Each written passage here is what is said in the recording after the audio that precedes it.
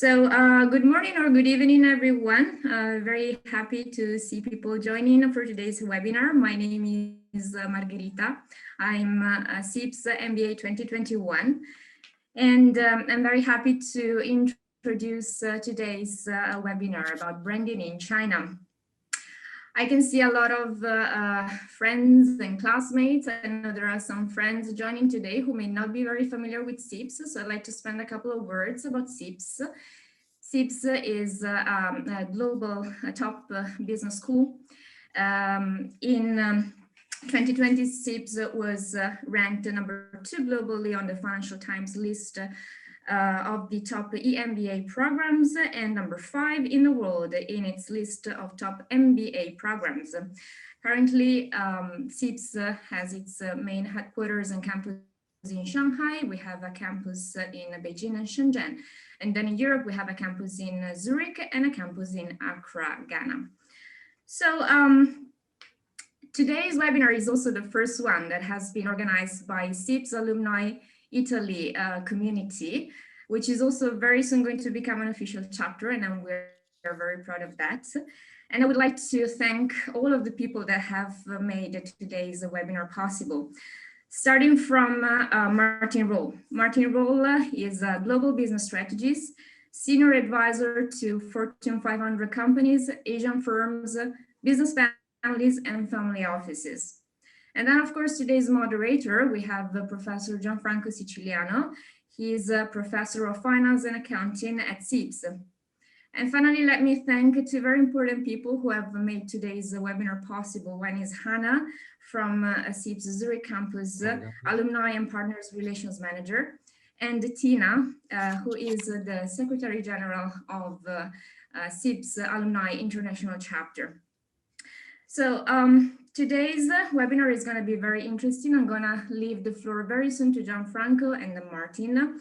We're going to talk about branding in China. I'm sure we'll have a lot of questions to ask Martin. We have planned a Q&A for the last 30 minutes of today's webinar. And I strongly recommend you to utilize the Q&A function box, which you can find at the bottom center, more or less, of your Zoom screen. So please do use the Q&A chat box and not the chat box. So the Q&A, you can write all of your questions there, and we will answer them during the last, Martin will answer them during the last 30 minutes of today's webinar. Okay, so I think that's it, and I leave the floor to Gianfranco. Thank you so much. Thank you very much, Margherita. Good morning, 早上好, buongiorno. So as Margherita said, this is our first webinar organized by CEIBS Alumni Chapter Italia. My name is Gianfranco Siciliano. I'm an accounting professor. I wish I would be professor of finance as well, but I am an accounting professor at CEIBS in Shanghai. At the moment, I'm located here on our Zurich campus in Switzerland. In front of me, there is a beautiful, calm lake. The snow is gone today. So welcome all of you. In this first webinar organized by CEIBS Alumni Italia, we're going to talk about branding in China. So as you know, China consumer market is massive, is the largest market in the world for consumers. It has already overtaken the US market, despite a slowdown over the recent years, especially this year due to the global pandemic. However, China, we think this topic today is very relevant because China continues to be a very challenging market for businesses and marketers due to a variety of factors. So today, we're going to ask and try to answer the following questions. We're going to ask the following questions. So what does it take for a brand in China to stand out from the crowd, all right? So how can we successfully affect the consumer purchasing decisions? And how can we build loyalty around our brands and also boost our company's bottom line? To answer to these questions, we are going to, as Margherita said, we're going to, we have the honor to host a very important person. Okay, so today we have Martin Roll, Dr. Martin Roll.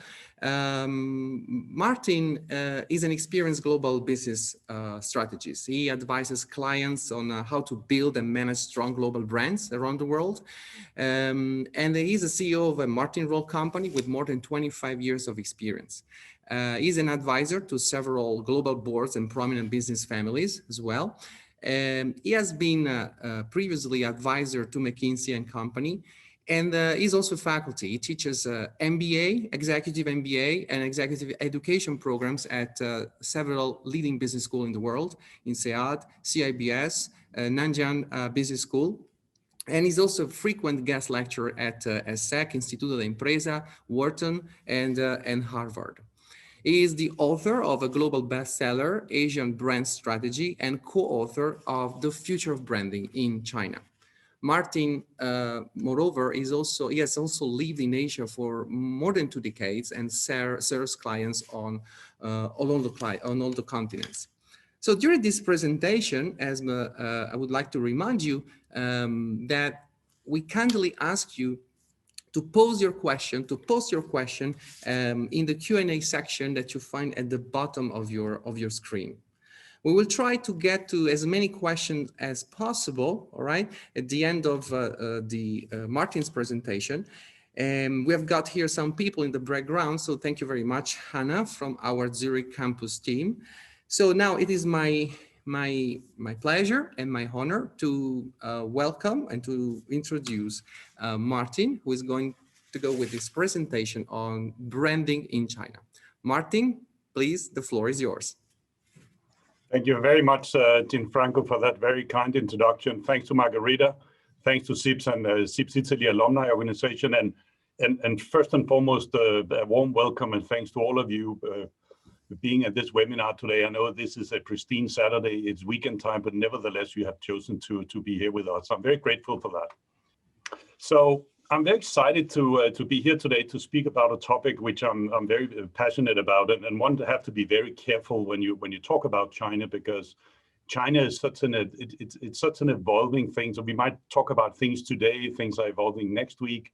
And if you're going to meet again in a month or half a year's time, China has really evolved, and that's kind of also the nature of what we're going to talk about. And I'm going to give you a bit of the secret sauce, but also some of the tricks of the trade. So if you have kind of your own brands, your own companies, dealing with your own owners and leaders, hopefully that's going to give you also a pathway to success in China. So the current success in China kind of started many years ago. And I think the businesses you see that are faring very well in China today, whether they are local Chinese firms that operate mostly local, going global, or also the Western brands, or I prefer to call them the global brands from outside, that obviously is also getting into one of the most, if not becoming one of the most attractive consumer and also business-to-business markets in the world. You need to take some pretty bold decisions early on. And China took a bold decision, and just a bit of history here. When Deng Xiaoping in 1978 traveled outside China, he went to Singapore, he was in Bangkok, he went to a couple of other places. He was very inspired by the garden city of Singapore. And as you heard from Gianfranco, I have lived in Singapore in many years, and he kind of decided, I want that as well. There's something here, I see what is going on, and I want to bring that back home. And I must say, he certainly did. And this is more than 40 years ago. This is way back in history. But I think somehow it did kick off something to the modern China that we're going to discuss today. So a very exciting topic, and welcome to the webinar here. Now, it is so easy when you talk about success and building brands to be kind of a little too occupied with AI, designers, innovation, the colors, the team, we have everything, or great customer experiences and all of that we discuss in management and all of that. Of course, it's important to be very tactical in China, but it's also very important to have a much more strategic perspective when it comes to China. And I think the most important thing here, and it might be a little surprising to some of us because we just want to dive into the brand exercise, and we will do that. You really need to have the right leadership that understands a modern China, an evolving China, and a China in the fast lane. So what does it take to become a China-centric company? Because it starts here. Before we can get our hands dirty, and we will get our hands dirty today, you need to become a China-centric company. First of all, by having a very adaptive leadership. And why do I say that? I have still hosted, I've still seen, I have still observed outside management teams coming to China, whether this is the company owner, whether this is the chairman and the CEO, a business team. I still see a lot of people coming to China. And the typical thing, we were in China a few days, and that makes us kind of China experts. And I know this is a bit of a kind of a constructed example, but it goes to show that if we really want to be successful in China, because the narrative is, if you're getting into China, you're going to compete, and you will see that today with some pretty good local companies, and they have moved a lot just in the last 5 years. They have come a long way since 40 years ago with Deng. But with China you see today, you need to have a leadership which is fit for purpose. Does it mean you're going to be all China in your leadership? Not at all. You're going to find your own model. You probably would have a blend of Chinese, foreigners, people with China experiences and other experiences. And that's why I call it adaptive leadership. You cannot just decide on the leadership for the coming 3 to 5 years, because needs would probably evolve in China. For sure, they will evolve. You need to have very agile innovation. And of course, you're going to bring stuff to the market, whether it's innovated in China, whether you're going to bring it from overseas, whether you work together with Chinese players, whether you as a Chinese player learn from outside. Obviously, this is a melting pot, but I think one key of China here is innovation. China doesn't rest on its laurels. It is moving with the speed of light. So that kind of the ability to innovate constantly and being very agile is another key component of a very China-centric company. The third one is resilient culture. And this is kind of, yeah, this is textbook and this is what we teach in business school. But believe me, it is also critical for success, because resilient culture doesn't mean to be stubborn. It doesn't mean to say, oh, we have a very long-term view. And we know in Asian cultures and in Chinese culture can have a very, I would say, like a hyper long-term view. 40 years since Deng is nothing in the Chinese history. So we have to understand that as well.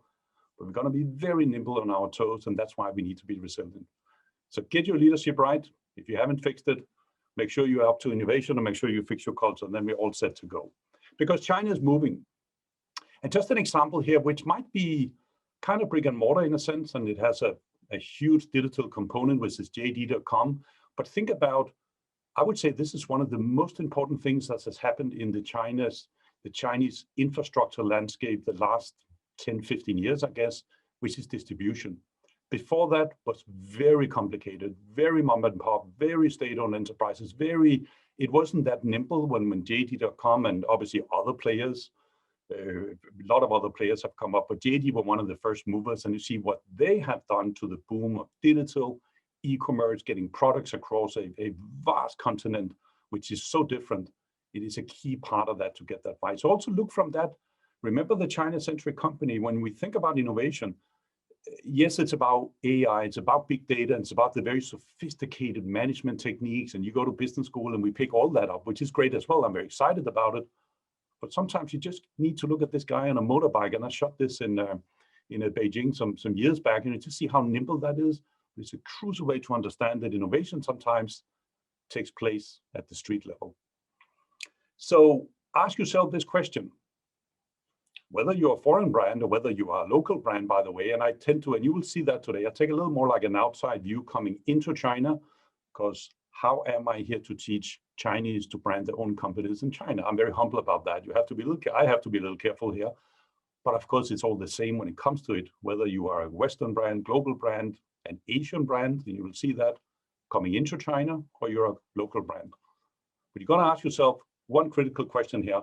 Why on earth would a Chinese consumer or a customer select your brand? Because they already have access to I call it here, plethora of brands that are very digital native, they're very culturally native, and they really know what they're doing. That's a key question. That's why I want your leadership in place. I want your innovation up and running. And I want you to have very resilient culture, because it's a simple question, but it's complex. So in order to answer that question, we need to look at consumer behavior. And of course, consumer behavior could become, that is an entire class at CEIBS in itself. But if I just want to boil it down here on a Saturday morning for us, First of all, this kind of group orientation, the social construct of people in Asian cultures and in China is evolving. There's still certain pockets of tradition, conservatism, fidelity, family, all of that belonging in a social construct, and anthropologists and sociologists have studied that and continues to study that. But it's also moving to a point where it becomes much more individual. Consumption is actually good. And of course, I'm gonna consider the social construct, my family, my friends, the wider society, China as a society, but it also has become in recent years legitimate to be a little more about myself. So that's important to know when you're gonna construct your brand and you're gonna position to compete to the teeth with some of the other players. The second one is a kind of word which is comes from research here, multiplicity of choice behavior. What does it mean? It means that people can go very cheap. And for those of you operating in China, you know that this is down to the yuan, the RMB. I mean, people are very picky about your price point. In a digital world, they will find the best price for the purpose. But at the same time, I have no hesitation to splash money on a Birkin bag. And that's also what the Chinese consumers do. So where do I sit between ultra price sensitivity and premium luxuriousness to the highest point? You're going to find that continuum where you are, and it depending on your, of course, about your industry and who you are and your access to China and your stand in the market.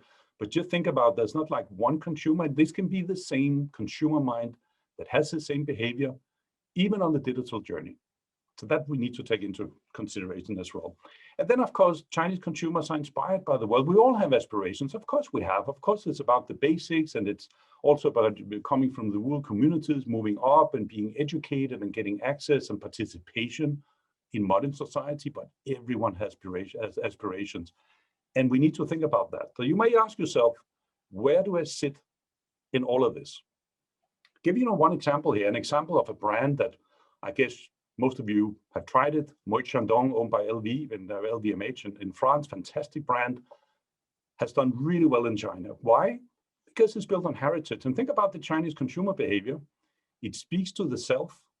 It is premium because sometimes price is a very important signal about who you are. And this is by far not the most expensive champagne you can get, but it does send a signal to the surroundings and to society that I have arrived. I am moving up the societal ladder, and it brings some aspiration from the global world. So that kind of construct in champagne, which is, by the way, a very funny product because it's a luxury, it's a premium champagne, wine and spirits. It's a very interesting category.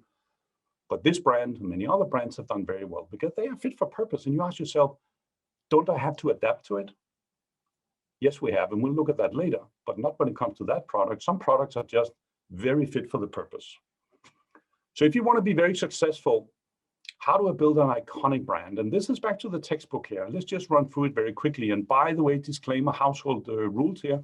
You will get all the slides in the presentation afterwards. So no worries about all these models that are flying here on a Saturday morning. I hope you can make use of them once you get back to your studies, to the office, and for whatever purpose for the future. First of all, you need to create an identity myth. You need to have a myth around you. Think about the Singapore girl from Singapore Airlines, which is very mythical. There are a lot of mythical icons in luxury. Think about Grace Kelly with a Birkin bag from MS. You need to have that myth around you. It doesn't mean you have to be mysterious, but you need to have kind of an anchor. You need to have a brand DNA that stands for something. And this is no difference to B2B. This is no difference to expensive products or just street level, very price oriented products. You need to have some kind of a myth. That's the first part. Second one, we need to involve your storytellers. And of course, you're going to involve your Chinese storytellers. I'll get to that on the digital side because brands are constructed by societal authors. This is not Moët Chandon that's going to tell us, you're going to love our champagne. This is not Coca-Cola that's going to tell us, you're going to love us. It doesn't work that way. In this day and age, with consumer involvement, consumer empowerment, and believe me, the Chinese consumers are very empowered and they want to participate in that voice. Yes, it may be critical, but you will also see you will have millions that's going to carry you. It's a completely different frequency that's going to take you into certain markets. And this goes everywhere. So we need to involve local storytellers. This is what brands have done for the last, since the first brands probably saw its light many, many years ago when we branded cows by, sticking my name on the back of the cow. That's simply the nature of branding. People want to be involved, and people certainly are involved in China. And the third one, you simply need to make sure that you produce good content. And this is not about just claiming things. This is innovation that we talked about. This is new colors. This is about how authentic I am. This is about my roots. This is what we're doing in the office. This is a new assortment. This is how I strike this distribution deal. This is how I'm much more accessible, whatever stories you have. So find a myth, engage your storytellers, and weave some very powerful brand stories. Now, an example of a brand that had done that is Korean Amore Pacific, originally called Taepingyang. It's an old green tea company that has its roots in Jeju Island and from Seoul.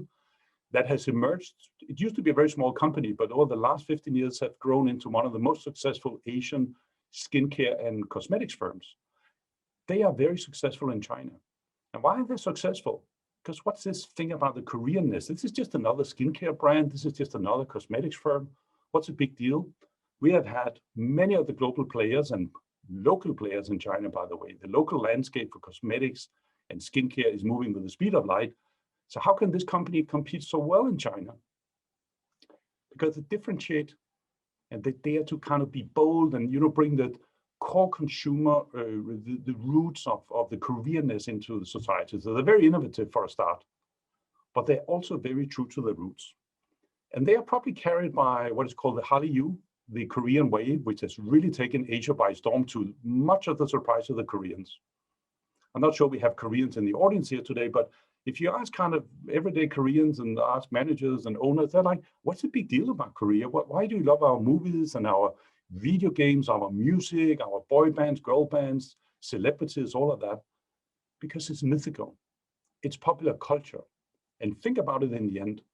What builds strong brands is popular culture. All brands, the Moe Shandong that we talked about, country brands, the Singapore Airlines of the world, the Cokes of the world, they all borrow from popular culture because we want to include that narrative from society because that's something that I can recognize. And that's also what Amore Pacific had done so well. The brand that you saw before, La Neige, means snow in French, is one of the fastest growing cosmetics brands in China, which of course is a very fierce category, very competitive, but they're doing a fairly good job and come a long way. So you might ask yourself, what's a good entry strategy to China? And for the sake of grouping, we need to put people in boxes here. That's what we love to do at business schools, and we have done that here today. You can grow organically in China. Many brands have done that. Look at Louis Vuitton, for example. Yes, they have altered the marketing. Had they altered the price point? No. Have they brought certain products to China that may be a little different? Yes, they have done that. But they have all in all taken what they are so good at from a global landscape with its French roots, proud French roots, a bit back to the Korean firm as well, and brought that in. And they have not tied up in joint ventures. They have not acquired store locations, A locations and all that. They've pretty much done it, and they've been in the country for many years. IKEA, the same thing, altered a bit on the concept, but they've also said we have a long-term view, and that's what we're going to do as well. Sarah has done the same thing. Of course, you've got to alter your assortment, but all in all, the company has gone in, learned, failed, risen again, and kind of done it in a much more organic way. And of course, organic takes time. And you can only do that if you come from a stronghold from the outside to get that going. Now, the second one, partnerships and alliances, is a very important one, and probably the one that we have seen the most of, the most successful ones, building very strong positions in China. Think about Volkswagen, which has been in China as probably one of the, I think it was the first automobile company that entered China years ago, and struck a joint venture with a very big Shanghai distribution firm and went very successful on that. The construct has been challenged over the years, and now they run a different setup.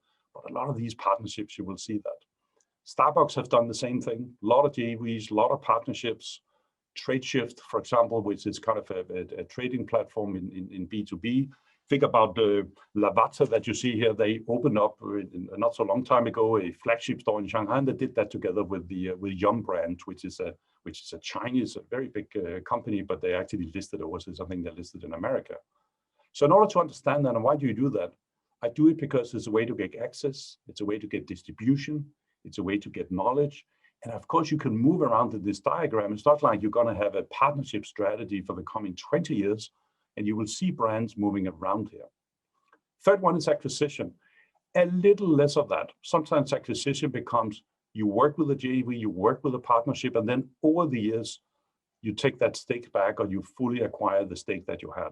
Think about Volvo in the heavy equipment, and we know Volvo is today owned by Geely, but before that, Volvo in the heavy construction equipment industry, that vertical of Volvo actually worked with a local player. They acquired a local player in one of the provinces simply to get access to knowledge, access to distribution, get those kind of insights that really make things tick in B2B and in heavy construction. And you have a lot of heavy construction brands in China. Pepsi has done the same thing. They have spent like 700 million, require like a local snack brand called Bee and Cherry some years back. So sometimes you kind of acquire brands, or you acquire access and you buy access. HSBC is kind of a long-standing example that has changed a bit today. But in the early years, not only in China, but elsewhere, we really want on the acquisition spree to do that. So first of all, entry point, important to think about your access, what I would refer to as an access strategy. And it has three implications. First of all, do you have the management expertise? Back to my leadership. Do you have the management expertise to go on your own, go solo, to work with other people and to work with local partners? And working with local partners in any country, that's much said about JVs and the complexity of a partnership, but that's complex everywhere. Cultures are different. Do you have a management team that understands that? More importantly, the time to market. You might ask yourself, I'm not going to be the first beer brand. I'm not going to be the first heavy construction. I'm not going to be the first kind of digital services brand. And when it comes to digital, China is very native when that comes to it. So what is the time to market here? You don't have to be a first mover, but you're going to decide on two things. If you're a little later to the party, what is it that you're really bringing in? And two, what's your time horizon? Because obviously, if you're a little later to the party, fierce competition, a lot of resources that you see in the third box here. So there are complications, and you may ask that question back to the point that I asked in the beginning, why should a Chinese consumer choose our brand? And which strategy should I then use? It really depends on who you are, where you're coming from, the strengths and weaknesses you have, the dedication you have to the market, and a lot of other different drivers here. But at least this is going to give you an overview. And I think for self-study here would be pretty interesting if you dive in, and I specifically chose those brands that you see here, because it's going to give us a very good insight into what is actually happening as we speak. And who knows, in a month, 6 months, definitely a year from now, the pattern that you see here would have changed. But it's going to give you a bit of a kind of road to the market. The long-term thing is very important in China. Try to look at this Jebsen, which is a trading firm, actually with Danish roots. And disclaimer here, I'm a native Dane. And this is a company that has roots in Denmark and Germany many, many years ago, and have been in trading out of Hong Kong and partly also in Singapore, has been in China in many, many years. And they have been a long-term distributor of the Porsche brands and many other brands, but of course, Porsche being at the top of the empire here, have done a really good job. What's the point here? Definitely working with the distribution, but also having this long-term view. Think about if you have operated in a country, being China in this case, for such a long time. Yes, it's going to build a consumer position. Yes, it's going to build kind of a native distribution strategy. But at the same time, you're also going to show to a society that I'm here for the long term. And what does it mean to a Chinese politician? What does it mean to society, to consumers, to stakeholders, to media, to every one of us in China, that this brand has been here for such a long time? And of course, bring in this kind of the construct of a pretty sexy foreign car brand, and there are other brands, of course, in that making. That goes a very long way to do that. So first of all, make sure you have that kind of long-term horizon. At least in the beginning, you send those signals there, because over the years, like Jebsen in this case, you're going to develop some pretty good capabilities. Because you could also ask, why hasn't this been disrupted yet? Why hasn't the brand taken distribution back? Why would you have a so-called middleman? And I don't think they are middlemen in that sense. It's a very sophisticated company. They probably know the black box of the success of Porsche in the country, and you don't want to rock the boat. So sometimes you have this relation between the brand working with a very good distribution vehicle, in this case, Jebsen, and that could also work very well for you. We can't talk about China without talking about digital. And I would just encourage all of you to simply just tear everything apart. Why? because for those of you being in China, operating in China, you surely know what I'm talking about. But being in China, you're really going to learn fast when it comes to digital. It's almost like everything is melting together. There's no division between offline and online. This kind of omni-channel is almost like an old word in China, because everything happens at once. Everything happens at the same time. Everything happens on multiple channels. And what you've seen in recent years, like the influencers, you have seen the rise of influencers worldwide. I mean, just an example, like look at Amanda Gorman at the inauguration of the US president. She now signed a model contract, and she surely will, if she weren't an influencer before that, she surely will become that. So we see influencers everywhere, and you have those in China as well. What we refer to in the management toolbox as KOLs. But in recent years, these are influencers, celebrities, people with at least 100,000 followers, maybe more.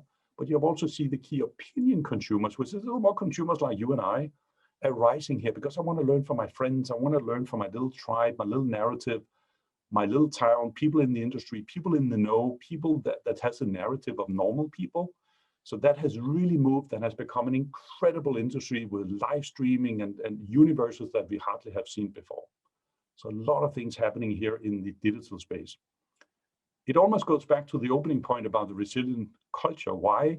Because you're going to learn very fast when it comes to digital. And I would almost argue, why would you sell your brand in China? Why would you be successful there? Because a lot of the stuff that you see happening, think about the rise of WeChat, for example, which I think for any Westerner, kind of an observer of China, yeah, that's a kind of a nice messaging platform, but it's much more than that. It's almost like a full service thing. You sell, you can do bank, you can do finance, you can borrow money, you can do everything. It's a trading platform. It has everything.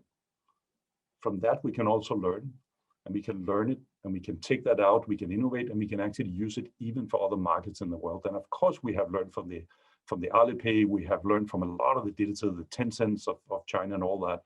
So being in digital, I think it's competitive, it's complex, but it's also incredibly interesting. Why? Because it's really going to keep me at the top of the game by not only studying, but also, like I guess many of you, operating in the game. So it has huge organization implications, and it's almost like digital first when it comes to kind of a good industry. And one place, what good case to look at is Ping An. Used to be a traditional insurance, life insurance company, and they kind of realized we're gonna bring medical and health to the people. We're gonna bring it out, and obviously through digital, how do we make sure that we all the way down to the GP level, to the medicine, prescriptions at the pharmacy, they use the digital vehicle. So one example here, some of you might have seen it. Look at this, it looks like a phone booth somewhere in China. I can go in there, I can dial up on the screen live, that's a GP talking to me, and then I can go and I can buy the medicine next door, which has been dispersed in the dispenser that you see next to it. All digital, all bringing healthcare out to the most rural provinces with a lot of digital content, plus ease of access, consumer journey, fast. It's about me. I speak to a real person, but I don't have to go and see them, because obviously in the GP and the clinics has been it's a big country. But also if you are an insurance company and you're a life insurance company, think about what it does to the population, to your customers, because you're actually going to enhance the health levels and you're going to sophisticate medical services as well. So study Ping An, very, very important example. And a lot of the global insurance companies and companies for that matter, from many other industries, are studying Ping An and are really seeing what they're doing, because they have completely disrupted the local market. So very interesting and very smart ways of using digital channels in so many ways. Another one here, Looking Coffee. And you might think about, oh, weren't there some accounting scandal? Weren't some writers on the book, and so there was kind of inflated and some wrongdoing accounting? Yes, there were issues about locking, and I think they got beaten up for that. But nevertheless, they're kind of back on the block. They're still around. And the interesting part here, look at the traditional, how many coffee brands do we have on a worldwide level, starting with the Starbucks and the Costa Coffee, and there's so many of them, great coffee chains. But here comes a local competitor, obsessed with good coffee. And I have to be very careful here, because Professor Gianfranco comes from one of the best coffee, should I say, the best coffee country in the world. I mean, you have very good taste for that. But here comes a coffee company which is very obsessed with good coffee, but they're also very obsessed with the experience in the stores. And here they can learn from a lot of the local players and other industries and other retailers, but of course also from the foreign brands. But what they have done and what they have put on top of that is a huge digital content. So you're in the office, for example, I can sign up and you have big departments or just my small team. You sign up for a coffee, you can either pick it up at the counter or you just be delivered to your office, to your home, wherever you work in an industry, you're on an outing, whatever. So you see again, this kind of blurriness between offline and online has completely been rewritten here, and also forced Starbucks and other players to really ramp it up. Not that they haven't done it, they do it, they're smart, but you see competition also comes from sometimes very surprising levels. And this is not a small company, they do actually quite well when it comes to it.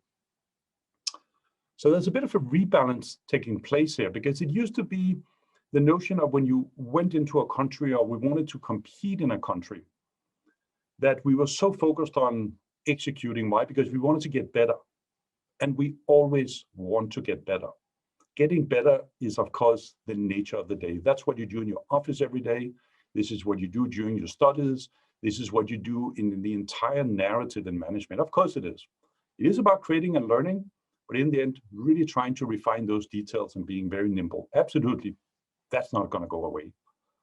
But an even more important part is to get different.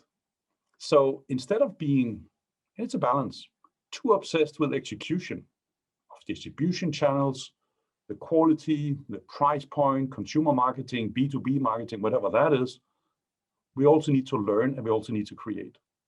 A very good example of that, one of the best players in that, and that's a story for another day, but you look at Inditex, Spanish Inditex with the brand Zara and many others, Massimo Dutti and so forth, they are probably one of the best learners and creators, because if you walk into a Zara store worldwide, China included, and you ask for a pink scarf, Zara may not have pink scarves, but what Zara have done with the people in the culture, the store managers, and they are, by the way, very young people, they are empowered, educated, motivated, incentivized by picking up that little consumer signal and sent it back to La Coruña in Spain. And 7 days later, you would have 6 million pink scarves distributed to all the almost 7,000 Zara stores worldwide and on the e-commerce platform.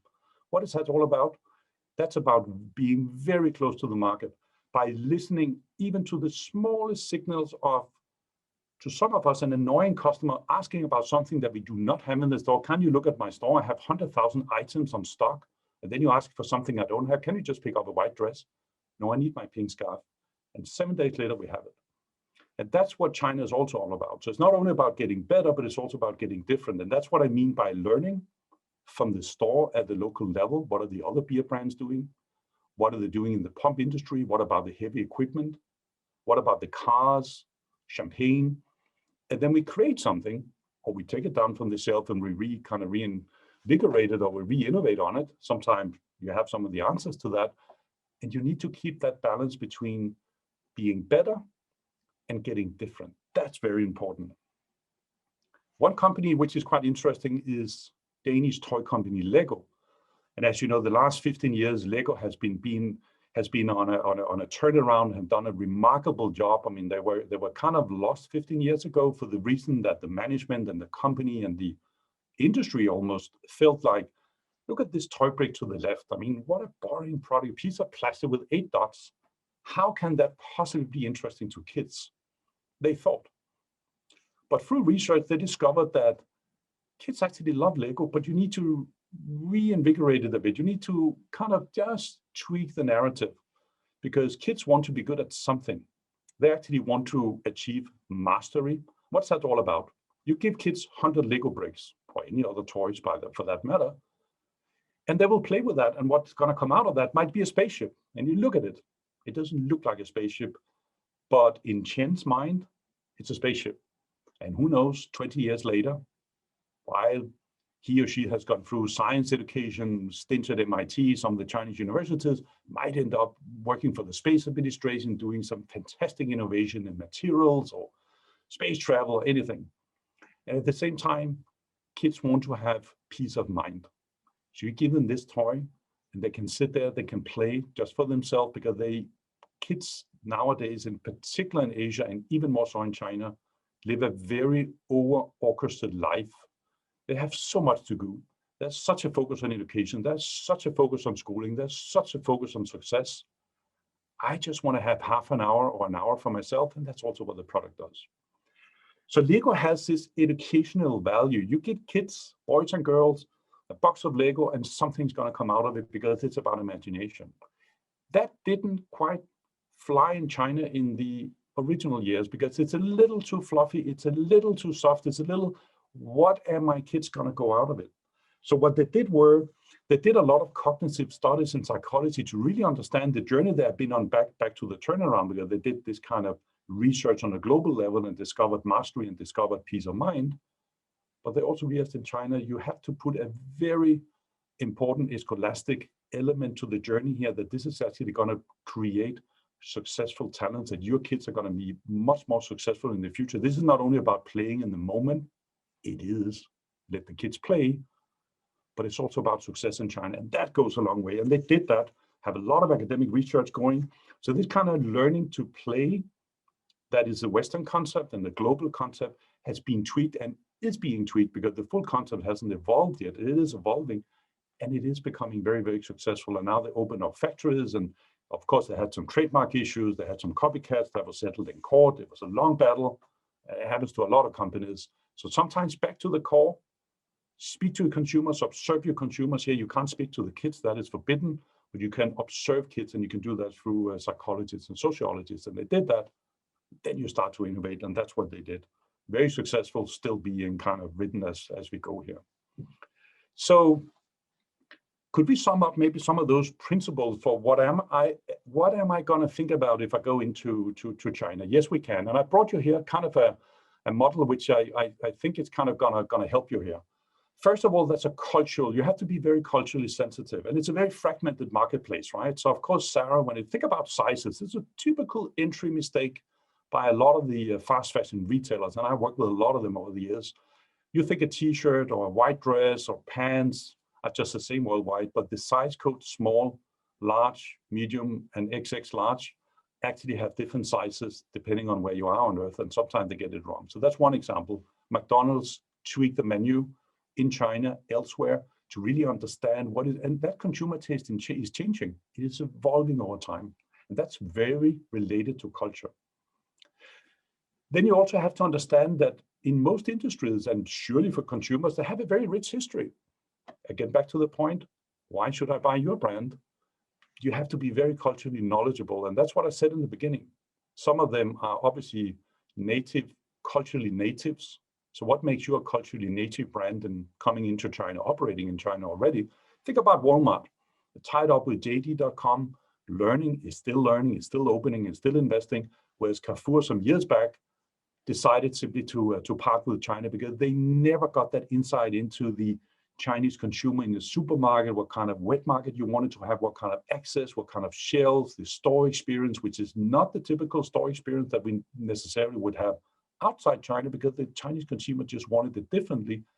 And they had a lot of good choices because there are also a lot of modern retail that weren't some years back, but modern retail when it comes to supermarkets and hypermarkets has surely also come to China. So first of all, get culture right. And here we have to be very observant of even the smallest details. It's all about the needs, and it's also about, call it the readiness for that. That's a time for everyone. Nike actually went to China very early on, and they weren't that successful. They couldn't just come in. First of all, the sports apparel category and sports almost being fashion, sports being lifestyle, were not the way that sports were seen in China back at that time. So they went actually to a lot of the rural provinces at that time, sponsored a lot of small tournaments, did a lot of kind of viral, kind of guerrilla type of events and marketing, and laid low actually for many years.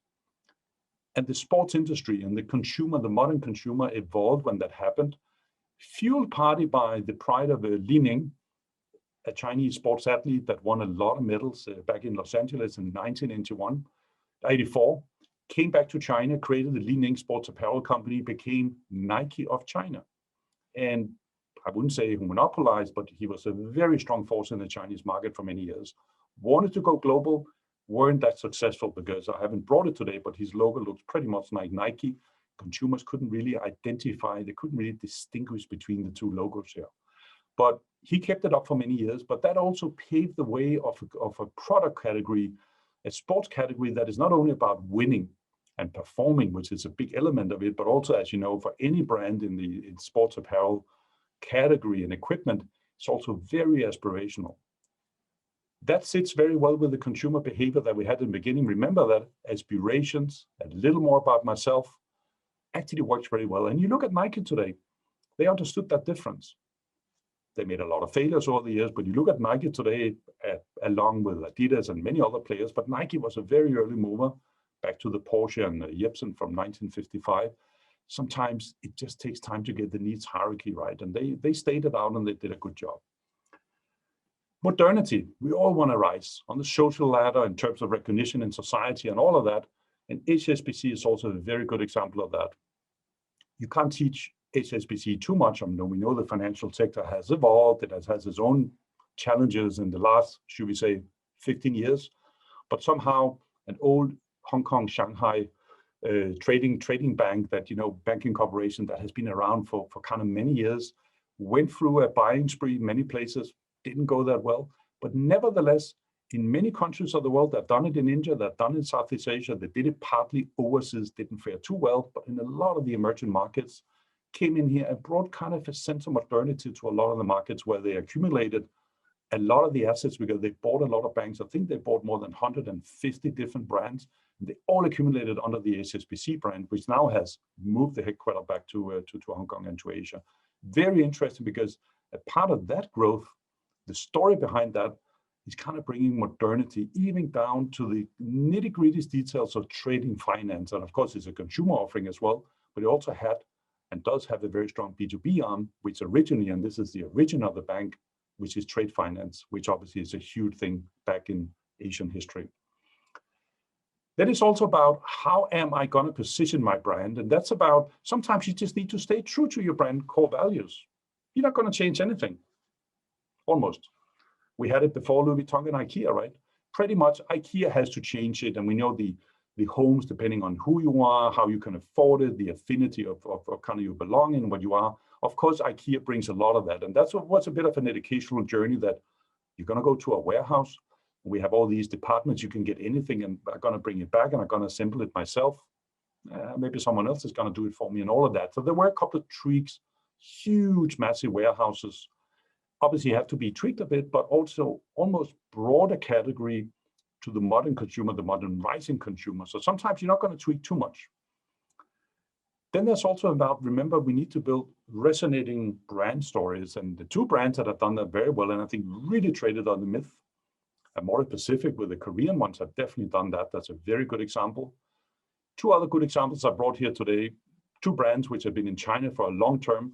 Think about SK-II, today owned by P&G, a very iconic brand, probably one of the most, if not one of the most premium, luxurious skincare cosmetics brands in the world.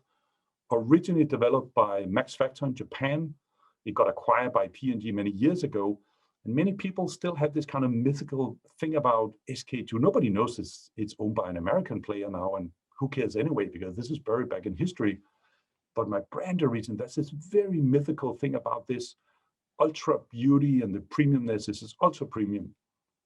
And think about Hermès as well. An old saddle maker, origin out of outside Paris, and the story that comes with it, the experience you have in the stores, the lack of reductions and discounts, a very selective assortment. You want to have a Birkin bag? Pile up on the list. I'll call you in a year or two, maybe 3, before you get your Birkin bag. Now I want to tailor it in my color, can't have it. This is the selection. You either buy it or we can't offer it to you. So you build that very strong myth of a company which is very assertive and do it their way.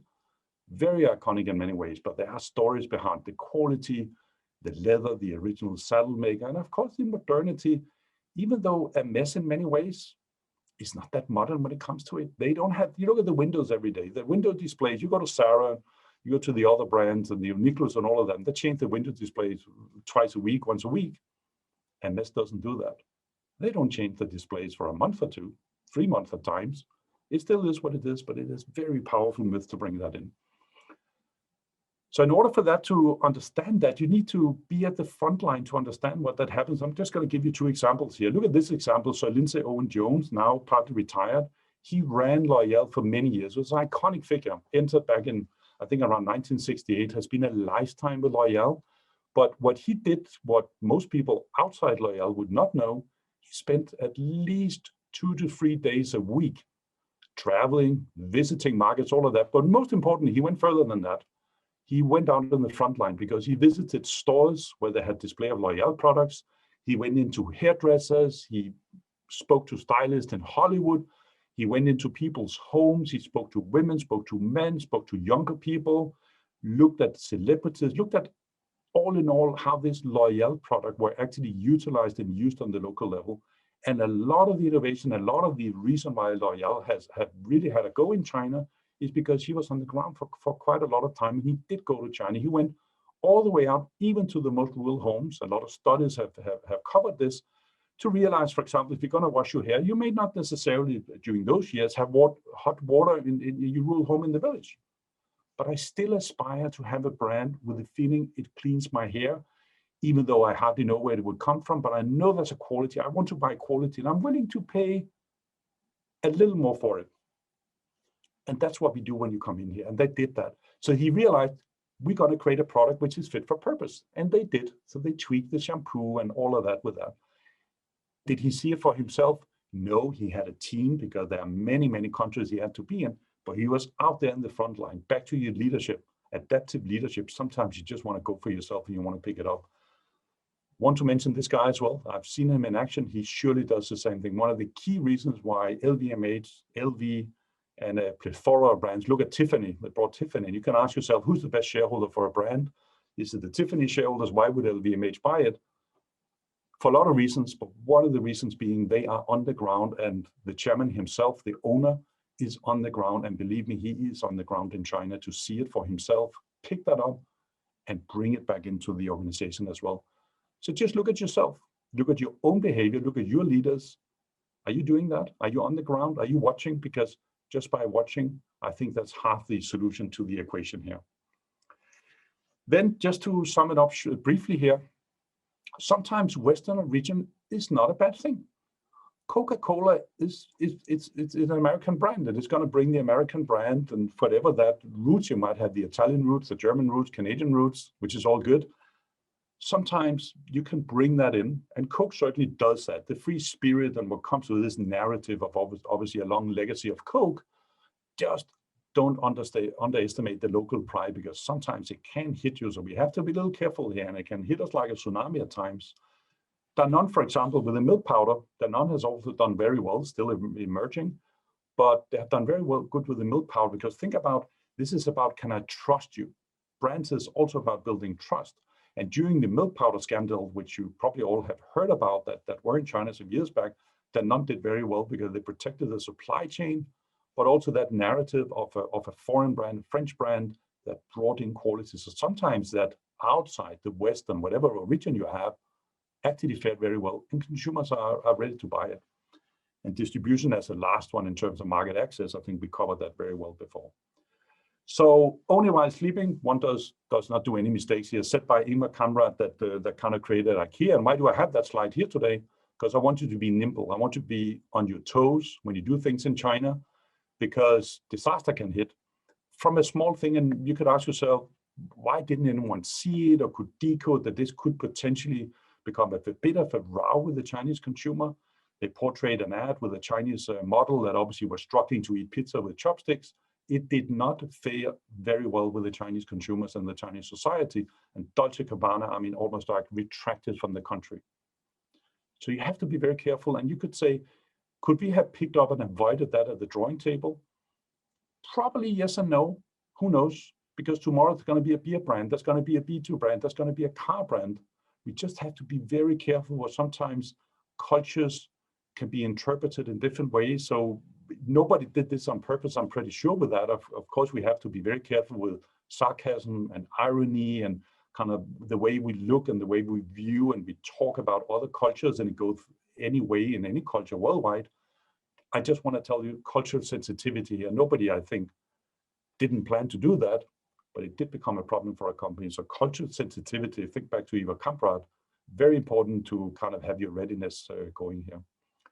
So we can learn a lot from other brands. So once you're going to put your brand strategy together, I would also encourage you to look at, for a startup, just giving you here, not that they are better than anyone else, but this is a good selection of brands. They're all operating in China in various ways. They're done in their own way. They're done in the native way. They have done it in a very adaptive way. Sometimes finding solutions to strategy making. I do that when I'm teaching. I do that in my consulting life. We can always dream it up and we can plan moving forward, but why don't we just see how Apple did it? What can we learn from the Lego story? What about German Siemens and in construction and manufacturing and all the exciting stuff they do in digital? Can we learn from failures, but also some of the small discoveries that some of these brands have? Singapore Airlines, for that matter. Why would you fly Singapore Airlines out of China into China? There are other players. Why would I go with that brand? What can we learn from them? Something I can use. So to sum it up, I've just given you here, I call it a worksheet. 5 different key themes that I want you to look at once you're back in the office, once you're back at the studies. Make use of it. Do not make use of it if you don't like to. But I think I have found these 5 questions with some sub-questions to be very, very important in terms of once we pit stop ourselves and we start to build a China brand strategy, the long-term lens, we talked about it today, the insights you need to get, and they sometimes come from very hidden places. The strategy that you're going to put in place, the resilience of your culture, yourself, your boss, the team, and it doesn't mean being arrogant. And then, of course, the culture in terms of the resilient culture that we need to build as well. And for that, I've given you a bit of a worksheet. Go back home in your office next week on a scale from 1 to 10, 10 being the best. How are you faring? You are surely not on 1, but you're surely not on 10 as well. So I also hope that this kind of presentation and most importantly, the discussion we're going to have is going to give you some insights and some inspiration. And I don't want you to do all of this. You're going to do it your way. But if you could take out 2 to 3 key learnings that you may get from this spreadsheet and this kind of scoreboard that I've given you, I would give you a challenge. And next time we meet, maybe you have done it, we can discuss why and how and why not. I hope that's also going to inspire you. So keep it up. If you want to build that strong brand, I think the worst enemies, and I see it everywhere, but I think it's particularly a reason for China, arrogance and complacency easily creeps in. Also when we are a little successful and we see the traction, but with an ever-evolving China, you can never rest on the laurels. So try to avoid, or you have to avoid being arrogant and being very complacent, because you're going to be on your toes, I guess, is in one of the most exciting branded and one of the most exciting consumer and B2B customer markets in the world somehow. So we are going to go into the Q&A and I'll kill my slides. I just want to encourage you, you get the slides afterwards. Keep in touch. Here's my email and visit also my website. It has a lot of learnings, a lot of articles. It's all free. Go and use it, get inspired from it, disagree with it. And I'll encourage you to go in there. So Gianfranco, that makes up for the presentation here. So let's head into the Q&A. I'm going to stop sharing here. So this enough for the slides here. Here we go. Thank you. Thank you very much, Martin, for your enlightening presentations with a lot of insightful information about how to do branding in China. We have learned about the principles of branding in this in the largest country consumer market in the world, but also as you said correctly, the one of the most difficult countries where to market. So I would love to ask you a couple of questions that came to my mind when I was listening to your presentation. I think some of us here, among our audience attendees, can be entrepreneurs of small and medium enterprises. So I was wondering, what is the, suppose I'm a small and medium enterprise in Italy, suppose I produce wine. So I have been to China and walking through some supermarkets, I've seen, for example, some Chinese brands, some Chinese wine brands that Italian brands that I have never heard in my life. I mean, you would hear in Italy about Chianti, Primitivo, these very important brands. But when I went to China, I saw on the shelf some Italian wines that I've never heard. And so suppose I want to get started, I want to start my business in China, my wine business in China, and my brand is not very famous. And it's a so-so brand in Italy. Now it could be wine, could be garment, could be any product. So how easy is for me if I'm an entrepreneur and I want to sell wine in China and affirm my brand in China. So how easy it is or difficult to find distributors that are willing to market my product with my brands? Because as far as I know, Chinese culture is a little bit like the Italian culture. So Chinese like to do what we say the bella figura. No, they want to cut a nice figure when they go and give a gift to some of their friends and their relatives. They don't want to say this is an Italian wine, but this is a French wine, but they want to say this is an Italian wine. It's one of the most important wines. But suppose I'm not so famous. So what would I have to do in order to conquer some market share and affirm my brands in this market? So how important is also trust? How important is guanxi? Yesterday we were talking in our class here in Zurich, the importance of guanxi. So is there any room for, can I do anything? You can do anything you want, but it's going to be a very challenging journey, like everything in China. So first of all, you need to stay very humble, and you need to have this kind of long-term lens. That's the only way you can get in. When it comes to guanxi, it still plays a very important part, but I also realize it has changed slightly in recent years. So guanxi is still important because trust comes from this kind of very inherent relationship and the social construct that we have. But it also comes in this day and age, and this has come with a very forcefully, that you need to be in the digital space. Sometimes that trust, it used to be human beings and referral, maybe not necessarily in person, but through intermediaries. That one you can also build in the digital space. So in order to have success in China, you need to have your digital properties right. And the smallest brand in the world can have that. So you need to have your website. You need to be up and talk of the town on Weibo. You need to be on Youku. You need to be on WeChat. You need to set that up, because many brands are discovered that way. And that's not necessarily going to be overly expensive, because your marketing budget and of course your means would fit the purpose of where you come from. So guanxi is important, and of course you're going to find those distributors by selecting in the beginning somewhere in China, one province, one of the bigger cities, just a few stores, maybe one store, and you grow from there, because you're going to get discovered. But it's almost like working in your favor that it's easier today than it were 10 years ago to get discovered, because the digital properties, it's giving access for other people to recognize who you are. So you can also do a little more pull marketing by being discoverable on the digital assets.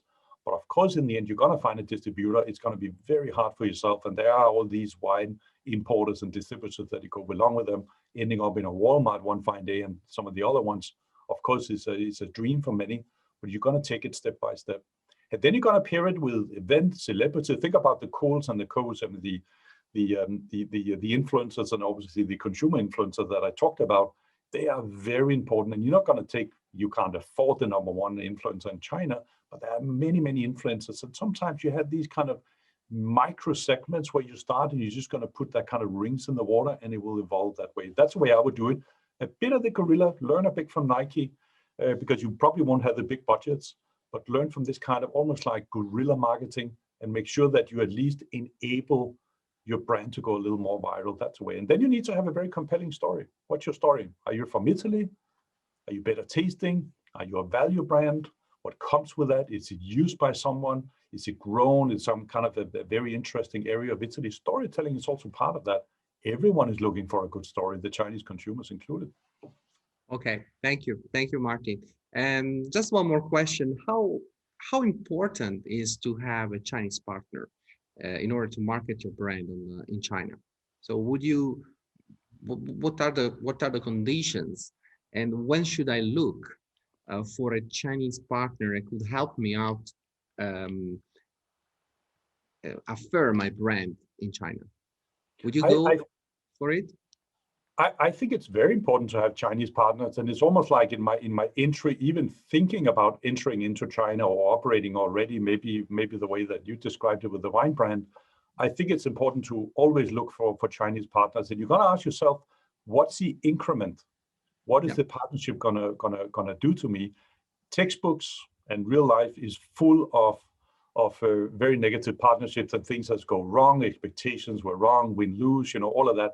Because being two parties, of course, it's a bit of a challenging thing. But what is it that you're going to go out of the JV? Is it distribution? Is it market knowledge? Sometimes it's just a financial muscle. You see that as well. A lot of the brands I talked about today have partly been financed by a JV partner that has put in, for example, money into the construction of the retail stores. Think about, for example, Muji, the Japanese kind of home accessories brand, which entered China some years back. They did it together with Hire Home, and Hire Home financed a lot. They also have a construction unit, so they helped Muji to come in. So you got funds, but of course you also got a lot. They run something called Hire Home, so they also have a lot of knowledge about it. So ask yourself, what is the partner going to do for me? It's gonna take deep pockets. It takes a lot of guts. It takes a lot of resilience to do it on your own, which I think is hardly recommendable. But of course, you're also going to have break clauses. The history books, you go back to Nokia 25 years ago, disaster in China. Why? Because you didn't set the JVs and the entry rights in your legal contracts right. So there's also a governance side and there's a legal side that you need to think about. But see your partner as a fantastic fit for two. I would always personally, and I recommend a lot of clients and people I speak to discover and explore and audit what type of partners could fast track the journey for me, because they probably know it much better than you do. Right. Fantastic. Thank you. Thank you very much, Martin. I would like to leave the floor, to some of the questions from the Q&A, because we have 3 questions so far in the Q&A section. So the first question is the following. What would be the most important factor for a business-to-business company when it comes to China, to the China market? I think the most important factor is to be very knowledgeable and decide, and particularly in B2B, because B2B, when it comes to branding, tends to be a little more on the rational side. So if you are in heavy construction equipment, if you are operating supply chain, or you have ingredients in food or whatever you're going to bring in, what is it that you're going to bring in? So you're going to think about, what is your differentiation? Again, back to the point, why would people in the B2B space work with you in any space? So first of all, you need to make sure, what is it that I'm bringing into China? And they almost have access to anything you can imagine. So that's going to be very important. Then comes, as we talked about, digital properties, partners, building trust and all that in the long-term lens, and probably having people on the ground as well. But I think in order for that strategy to unfold, what is it that you stand for? And that's not about standing for 50 things as one. It's a few things.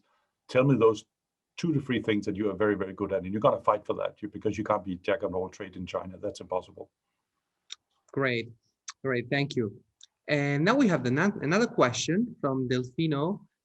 Martin, what are some stunning examples of disastrous mistakes in launching brands in China?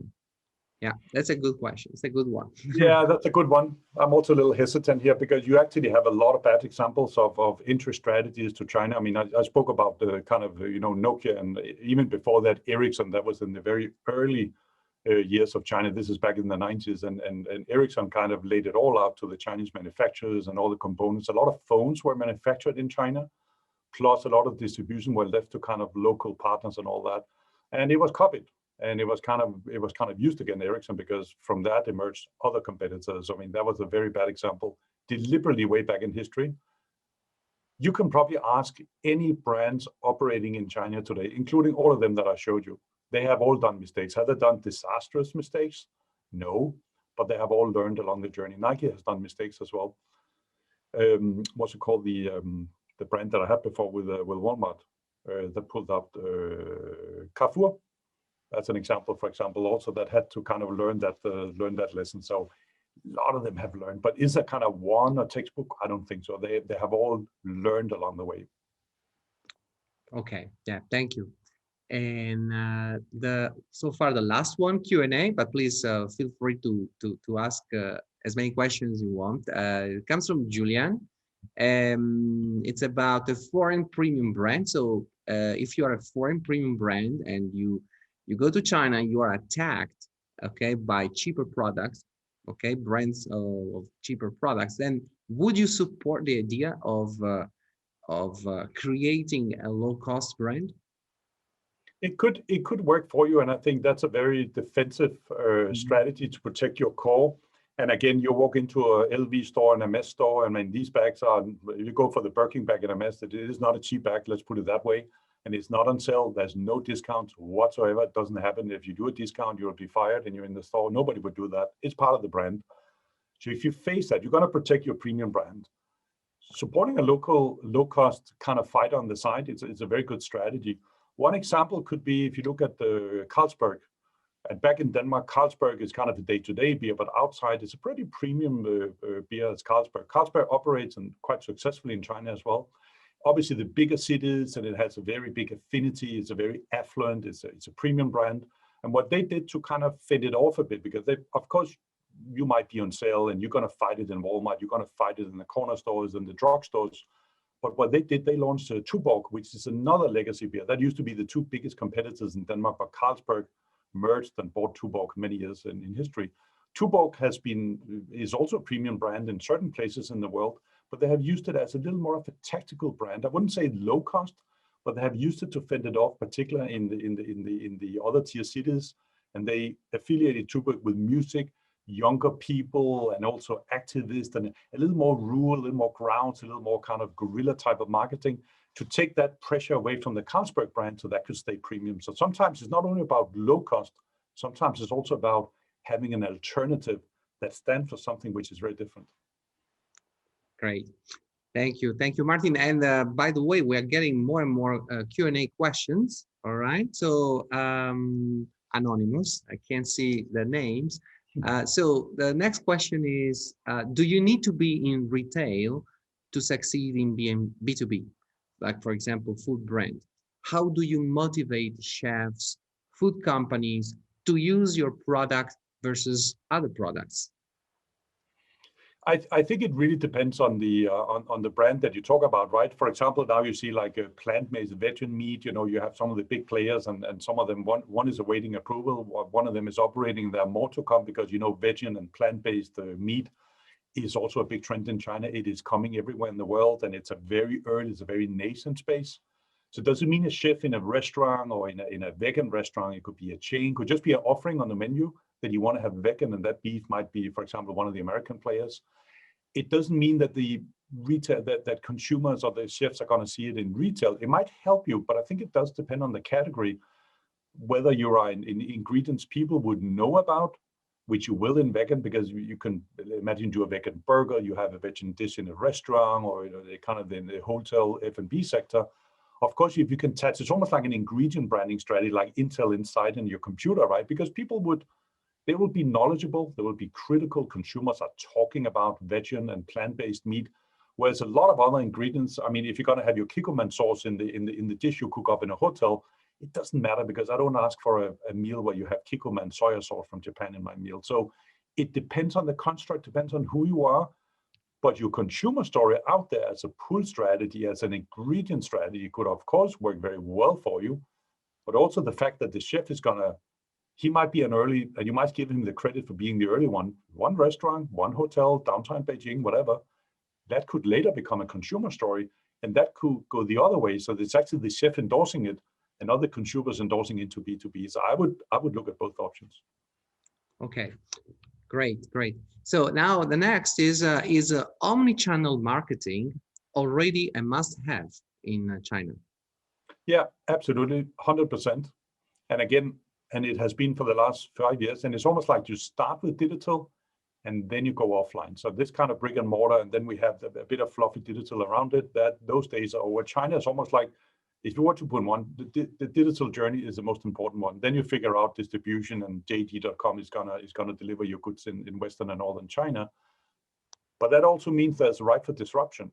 Think about that retailer, for example, that only gonna go offline. I think that will also be in the story. And if I were to do it, imagine you open just a small corner store in Beijing and some premium products will be the wine producer, not accessible online. It's only in the store, but you're gonna get that viral marketing. Back to the old viral marketing, that could be a story. But of course, you have to be careful of not sacrificing maybe a huge growth venture in China, but dare to disrupt the common notion. Yeah, so great question, this one on the e-marketing. And the next one is more about logistics. So as a new brand, which tier cities would you suggest that you launch your brand? And when is it right to expand beyond that tier city? I suppose you start from a third tier city. When is it right to go to the second tier and then ultimately to a first tier city? I think you use the tier 3 and XYZ cities to kind of get accustomed to China if you're new into China, because you're going to learn. You want to do the mistakes in the early years. You want to do them small, not at scale. But of course, as you get to learn it, once you get the take up and think about it, that viral marketing in the digital space, a lot of brands have realized that that's also a reason why some of them had to have funds very early, raise funds, got a local JV partner, got infusion of capital. Why? Because once you're going to go on, and you never know when that kind of trigger point comes, it could move very fast. And that's exactly where you're going to strike. And you don't want to strike too late either, because Chinese consumers are not that patient. It's not like you are successful. Imagine you're the veg and the plant-based meat. I mean, I can't wait a year for that. If you have the best plant-based meat that I tasted, I want it in my local supermarket, and you're going to be ready to distribute it. So what's consumer sentiment?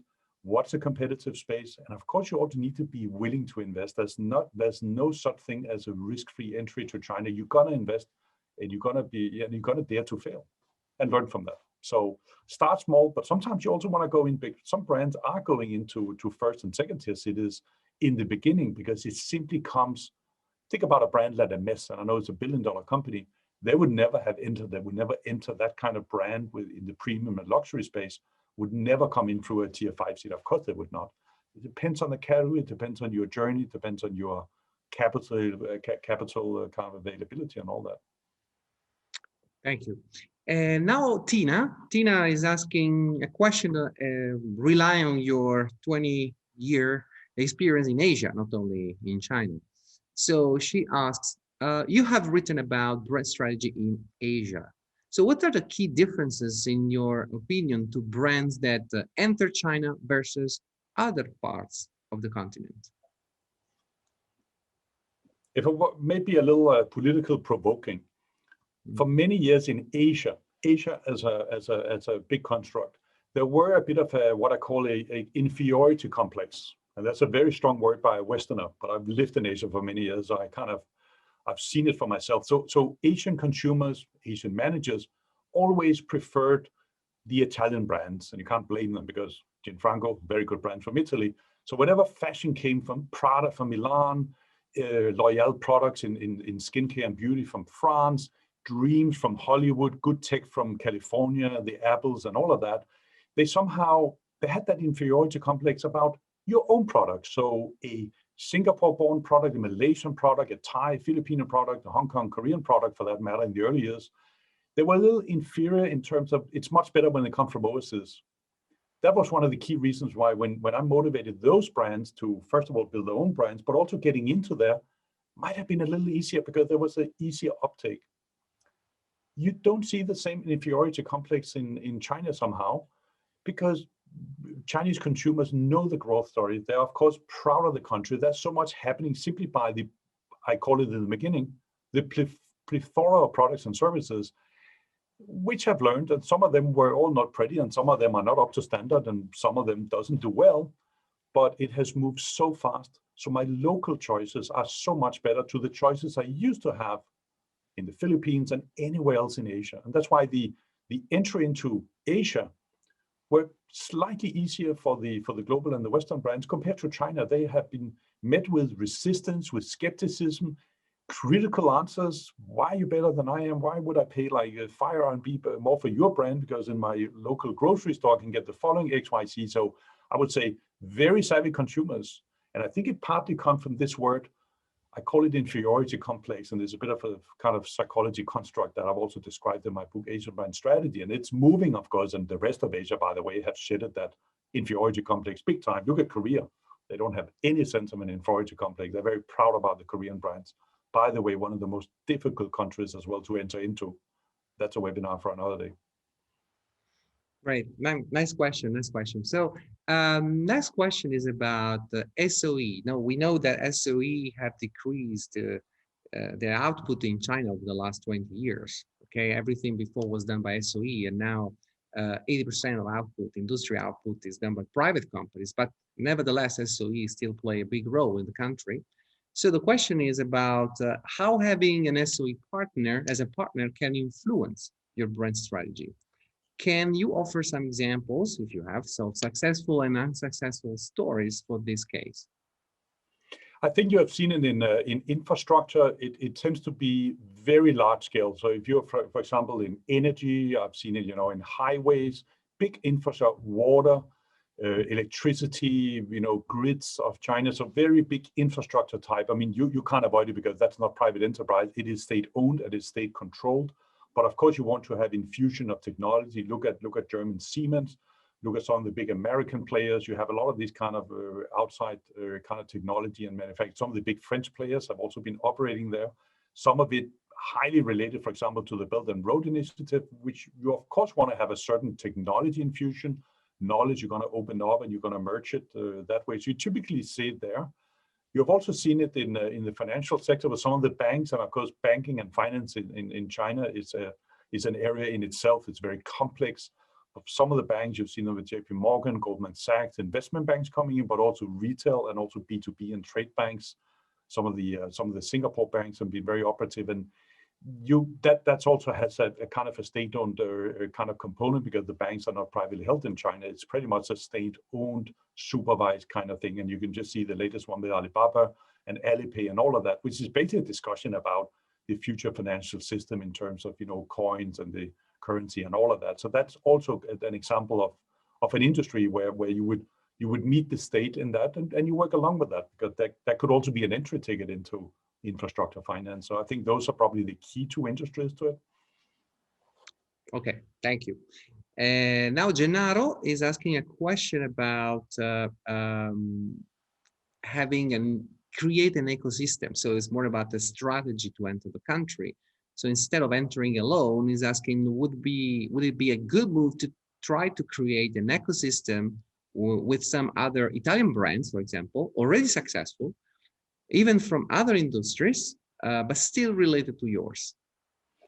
Yeah, and I think there has to be a relatability, right? I mean, and you see a lot of these kind of trade missions, and I could surely see if you're the Italian wine industry, if you're the Italian fashion industry, if you're the Italian food industry, and of course, pizza is generic, but then suddenly in the pasta segment, you could be a Barilla, for example. They're already operating, I'm sure, but so you need to have clusters of similarity, and that goes a long way with having representatives of Italy, the typical ambassadors coming in. We do it here in Denmark where we send the royals. We have one of the eldest monarchies. You sell the crown prince or the crown princess of Denmark there for kind of an export drive, but it has to be related, right? You can't just pair toys with palms and beer. Same in Italy. There has to be like an affinity around industries, but it could also be adjacencies, but you wouldn't go with Barilla and Prada together. So you're going to have that kind of a B2B drive to realize what you're going to bring in from this Italian segment is good for China. And with that comes the story and comes the flavor. As I said, inspirations does travel, and Chinese consumers and customers as well. There's a huge emotional component to being Siemens. Yes, made in Germany, German engineering, but there's also a very mythical thing about the German brand and of course the Italian brand. So keep it as a cluster and push it. And it could be, if you've seen good examples of that where you're tying it up. Imagine you're building bridges and you're in the coffee segment, or you're in infrastructure, in finance, retail, whatever, fashion, right? Good to cluster products together. And that's a typical industry you have seen anywhere in the world. And because China is expensive and it is complicated, could be a very good strategy. Great. Now we have the last three questions, 7 minutes. So the next is from Divanshu.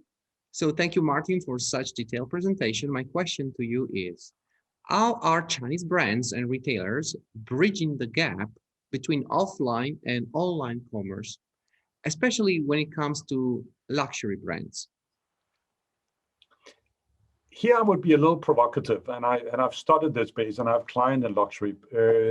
Are there any Chinese luxury brands? Question mark. I think when we use the word premium, you have a plethora of premium brands globally, and you have that in China as well. But when we talk about luxury, had to be a little careful, because I think most of the luxury, you see it from Italy, you see it from France, you see it from US, and of course from many other places. You could be in a boat, and it could be a bag, apparel, and all of that. I think a lot of the Chinese players in luxury, if you really talk about luxury, and here I'm a little in the definition space, I'm at the very top of the pyramid. I'm not talking about upper premium. I am talking all the way up in the luxury pyramid. So you go all the way up in the construct and the segments. That's where it's a little more challenging for the Chinese one, because here you are actually up against A&S, for example. Here you're up against some of the best luxury players in the world, and they know what they're doing. And I think this is where some of the Chinese luxury brands, and they are emerging. There are a lot of premium brands, and they have a strong following. It also comes from the founder. Very often it's founder-led. It's led to celebrities, the key opinion influencers we talked about, which is huge. It's $1 billion industry in China. That has to be constructed very well. And some people think that you just need good leather and you stitch it and you got a good bag. Yeah, functionally it's a good bag. You're no near the emotions that you need to have. And this is where the Chinese luxury brands are still emerging and really hasn't arrived yet. There are a lot of good players out there. So no pun intended, but I think that's a bit more of a nascent space where the international luxury brands have a bit of an advantage as of yet. So it's not too aligned. Back to your challenge or your question about online and offline. That's a little more in the nascent period. Okay, so two more questions. The next one is from Bruno. It's about marketing expenses and startups. So marketing expenses could be a cost burden for startups and small and medium enterprises entering China on their own. Which strategies could be considered to optimize this cost and survive both on the online and on the offline playgrounds?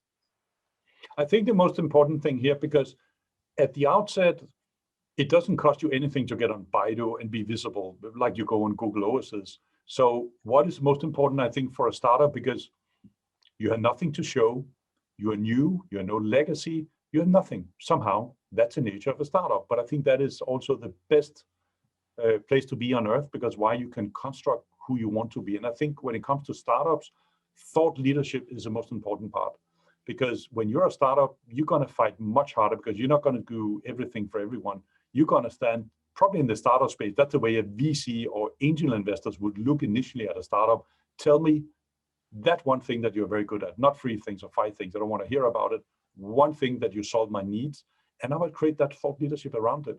And I think here for a startup, the most important way is to go into the digital space, getting on Baidu, getting part of the conversation, find back to that consumer, key opinion consumer. So you can't pay for the big celebrities. You won't have that money yet, but work with a micro influencer, which happens to be a consumer that has 1,000 followers or 5,000 followers. They don't cost that much, but they might be straight into that AI space. So that little very vertical, narrow piece of the industry that you're operating in. And startups don't take on like the big ticket. They solve mostly one thing and they do it well, and then you scale after that and become much broader. So I would work with thought leadership. I would be very good at that. Also because you may end up being the go-to guy, and that's what your startup is. So I would make use of that. In that digital space, yes, SEO, marketing, and all of that comes at a price. You need to acquire leads and all that, but you can get quite far in the digital space with less money. That's what I would do. I would hammer that one thing through in the digital space. Okay, thank you. And Urvash, what kind of media mix would you recommend to luxury brands who want to target capturing market share online, but at the same time want to still maintain their premiumness, and how to do it? I think when it comes to luxury brands, it's less about product, where in many categories, back to the food we heard about before, the vegan meat, the hotel, the chef, here is more about the storytelling. So it's a little less about the product, because once you talk about your dress and your bag and your car, it often relates to the price tag of it. So it's not that you're not going to display your dress or your whatever luxury item you're working at, but I think it's much more about the narrative, because if you look at the Louis Vuittons and the Hermes and the Pradas, they're very active in the storytelling. They produce some very good pieces of content. I've lately seen stuff coming out of LVMH, fit for purpose, fit for China, beautiful stuff. There is a product inherently there, but it's much more than that. So you create a narrative, you create a world, and that's what luxury brands have to do. Also to fend off for this immediate question next door, which is price competition. Can I get the bag cheaper, right? Because Chinese consumers are very savvy. They now know that you can't get Louis Vuitton on sales, but it's such a narrow construct. So I would look much more at universes for the online space, and those universes travel almost in that direction back into billboards, which you often see in luxury in very selective places, because you can't have offline and billboards all over China, but you have it in very selective places at the highways and downtown with the A locations. And of course, back to the store level, where first of all, you own your own windows, and you see that you put that together very often in a very good construct. But I would say more and more it actually starts in the digital space, because in digital you have two things. You have the moving part and you got the sound. You just need the smell, but that's going to be more like the kind of the center of the store. But in the digital space, I think very effective to building brands, because you can expose like a Hollywood type commercial there. Okay, I hope we can go a little bit over. We have the very last two questions now. Javier is asking, great to see you and thank you for your presentation, Martin. As you mentioned, starting tier 3, but as a European brand, our expats mostly live in tier 1. So, and would result in uptake in those markets. Would tier 3 still be a priority? Yeah, I think it's hi Chevy, by the way, good to see you. I think if your primary segment, which is the expat, live in those markets, I would definitely go for it as well. Again, can you work about the channel if it's not in a retail offline channel? Offline is expensive in tier 1. So again, can you go back in the e-commerce? Can you engage them digitally? Because engaging digitally is not more expensive in tier 1, because digital is digital. You are either on Baidu, you are either part of the digital conversation in China, or you're not part of it. Of course, when it comes to the more offline related events, influencers, offline events, stores, that type of access, of course, the tier 1 is more expensive. You could also look at that way by positioning it in tier 1 with the expats and with, I don't know, affluent Chinese consumers. That could also be a story back to what we discussed between Carlsberg and Tuborg, that you're not going to have a lower tier brand or a cheaper brand, but there could be a brand that's going to accommodate you very well with a little less price point and a different story for tier 2, tier 3, and tier X cities. So you're almost going to do the reverse, because if you have an uptake with your segments in tier 1, of course you're going to go after them, because that is your reason for being somehow. So I'm inclined to say yes, go for it. All right. So, and now I would close on Tina's question. I think it's a very nice question, because it summarizes in a way also today's presentation. And so she's asking, what have you learned from brands in China, in your experience, that you now would use for brands in the European market? End-to-end online consumer journeys and decision journeys, absolutely. CDJ, the end-to-end, and I think end-to-end is being reinterpreted, and I still think a lot of European and American brands, I see it at least among my clients, they don't fully understand it, because you have to be in China on the ground to see it. I really learn a lot from the Chinese players in digital, and I do admire it. I'm very inspired. I partly fear it, because you never know what the Chinese are up to tomorrow, because you got some players here that are very nimble. So I've been very inspired by that. And I think the digital, maybe in a much larger context, I've really tried to inspire the global firms to look at China, not do it for China, because this works in China. And a lot of stuff you see at WeChat and Alipay and all that, it would not fly in places in Asia and America. But you can get inspired by things, a bit like what I said with the Western brands. Look at the brands of Starbucks and Google and Muji and Singapore Airlines. I do the same thing. And I think the digital world of China, and I do follow it as close as I can, because I'm not in China all the time, is very inspiring to me. And I think we haven't seen yet the best of it. It is still to come. The next 3 to 5 years in digital in China, it's going to be a show start. The show is on. It's fantastic. Great. So Martin, we have no more questions. I thank all the attendees for their very insightful and relevant questions to Martin. And I also, of course, thank Martin for his insightful presentation to bring us his experience, his expertise in Asia and especially in China. And I thank him on behalf of the entire CEIBS community, our alumni, our MBA students that I see here online, and any other attendees coming from other business schools. So I will now leave the floor for conclusion remarks to Margherita. So please, Margherita, the floor is yours. Thank you, Martin, very much again. And thank Gianfranco, and thank you very much, Margherita, and to all of you. It was a great pleasure to be here with you today. I look forward to continue the discussion at CEIBS with the CEIBS people and of course the non-CEIBS people, which are always welcome. Stay in touch, get the slides. They are coming from CEIBS in the coming days. You will also get a chapter from my Asian Brand Strategy book.